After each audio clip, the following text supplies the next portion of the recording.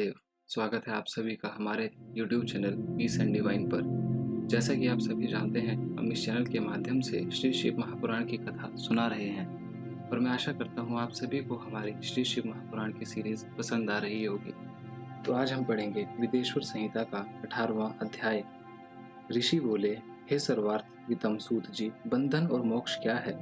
सूत जी कहने लगे, हे ऋषियों, मैं बंधन और मोक्ष के उपाय कहता हूँ, ध्यान से सुनिए। प्रकृति के 8 बंधनों के कारण ही आत्मा को जीव संज्ञा हुई है। इनसे छूटकर वह मुक्ति को पाता है।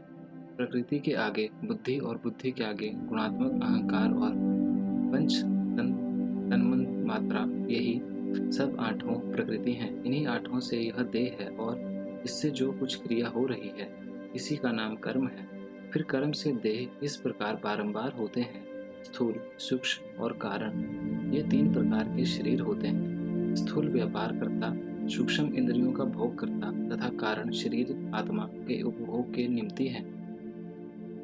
कर्मों के द्वारा ही यह पाप पुण्य भोगता है और इन्हीं से सुख दुख की प्राप्ति होती है। इस काल में यह जीव कर्म रूपी डोरे से बारंबार बंध कर कर्मों से तीनों शरीर सहित चक्रवत सदैव भ्रमत रहता है।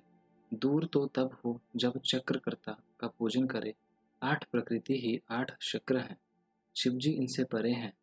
वही चक्र करता है, यही वही 8 को वश में किए रहते हैं। वे शिवजी सर्वज्ञ, निष्प्रिय और परिपूर्ण हैं। उन महेश की अनंत शक्ति को वेद जानता है। उनकी प्रसन्नता के लिए शिव का ही पूजन करना चाहिए।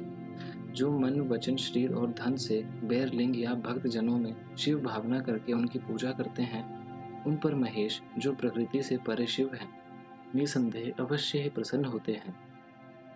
फिर तो प्रकृति पर्यंत संपूर्ण कर्म उसके वश में हो जाते हैं और तब उस प्रकार वह मुक्त और आत्मराम हो जाता है, क्योंकि तब उसका कर्म देह भी उसके अपने वश में हो जाता है और उसका फिर शिवलोक में वास होता है।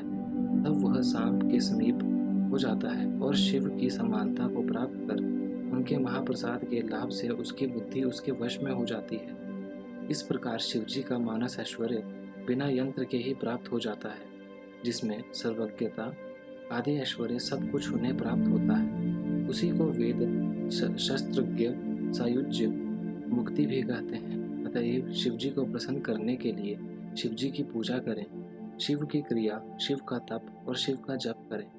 जब तक सो न जाएं, शिव के ही ज्ञान, ध्यान और उनके नामादिक अभ्यास में लगा रहे और मृत्यु पर्यंत ऐसे ही समय व्यतीत करे।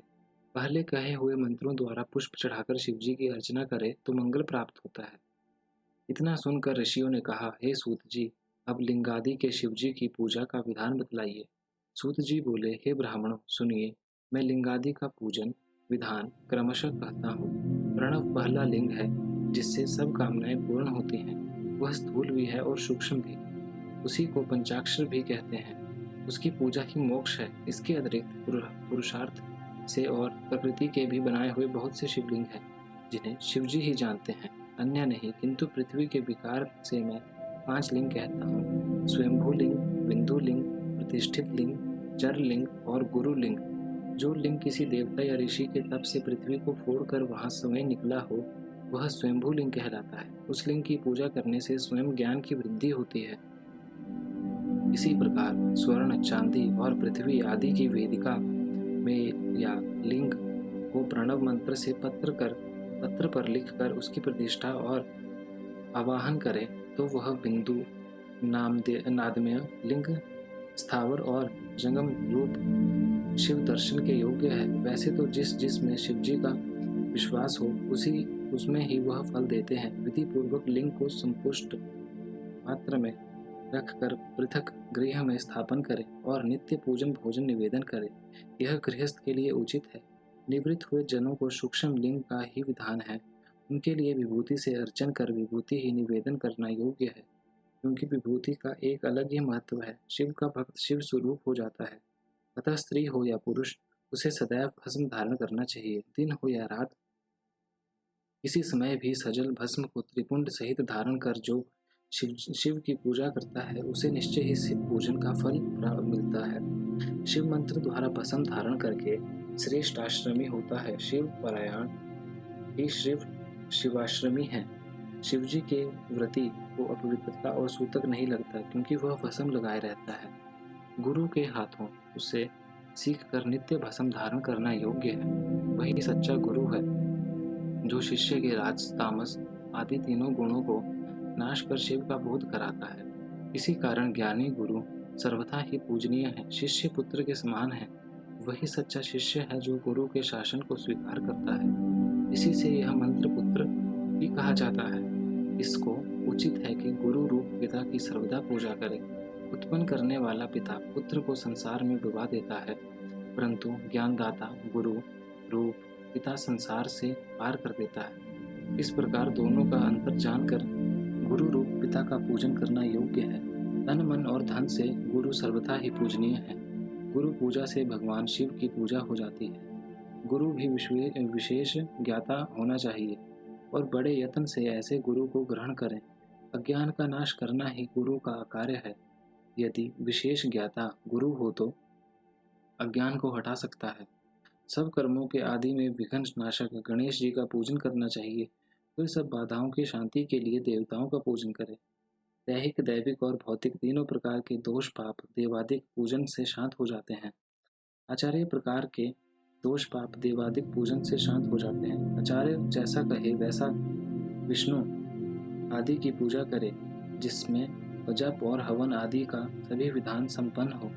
दान आदि का भी नियम पालन करना पड़ता है। प्रतिमा का दान भी किया जाता है। स्वर्ण प्रतिमा का दान दक्षिणा सहित करें। संपूर्ण आयु की सिद्धि के लिए तिल का दान करें। व्याधि दूर करने के लिए घृत का पात्र दान दें। 1000 ब्राह्मण को भोजन कराएं।